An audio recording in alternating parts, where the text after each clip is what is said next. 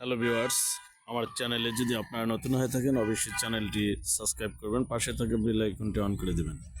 আমি আজকে আপনাদেরকে দেখাচ্ছি যে গ্রামের যে দৃশ্যগুলো দেখতে পাচ্ছেন এখানে আসলে খুব সুন্দর একটি দৃশ্য। এগুলি হলো কলা গাছ এবং কলা গাছের পাশে দেখতেই পাচ্ছেন একটি সিম গাছ এবং পাশে লাউ গাছ।